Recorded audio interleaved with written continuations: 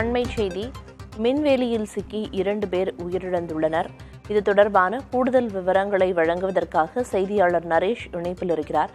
நரேஷ், எப்படி இந்த சம்பவம் நடந்தது? உயிரிழந்த இருவர் யார் அப்படிங்கிற விவரம் தெரிய வந்திருக்கா? விவரம். திருவள்ளூர் மாவட்டம் பள்ளிப்பட்டு அடுத்த வெள்ளியங்கரம் கிராமத்தை சேர்ந்தவர் கோவிந்தராஜ். இவர் தனது வயல்வெளியிலிருந்து கரும்பு பயிரிட்டு இருக்காரு. இது காற்று பன்றி தொல்லை அதிகமா இருக்கிறதுனால சட்டவிரோதமா இரவு நேரங்களில் மின்வேலி அமைச்சிருக்காரு. அது தெரியாம பகுதியில் இயற்கை உபாதி கழிப்பதற்காக அதே கிராமத்தை சேர்ந்த சாய்குமார், பார்த்தசாரதி என்ற 2 இளைஞர்கள் போயிருக்காங்க. எதிர்பாராத விதமாக அந்த மின்வேலி சிக்கி இருவரும் உயிரிழந்திருக்காங்க.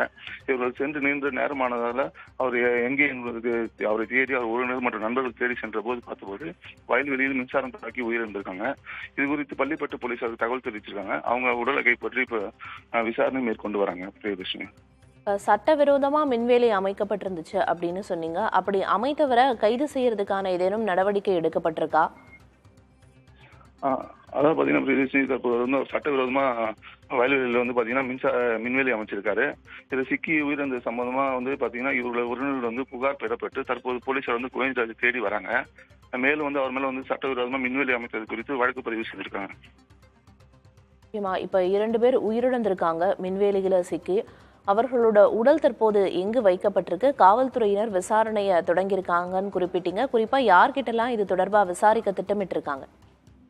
அதாவது பாத்தீங்கன்னா சாய்குமாரும் அப்புறம் பார்த்தசாரதி உடலை தற்போது கைப்பற்றி திருத்தணி அரசு மருத்துவமனைக்கு பிரேத பரிசோதனைக்காக அனுப்பிச்சு வச்சிருக்காங்க. மேலும் பாத்தீங்கன்னா கோவிந்தராஜ் அங்க அவருடைய வீட்டுக்கு போலீசார் விசாரணை மேற்கொள்ள சென்ற போது அவர் வீட்டில் இல்லாமல் தப்பி ஓடி இருக்காரு. இப்போ கோவிந்தராஜ் போலீசார் தேடிட்டு வராங்க.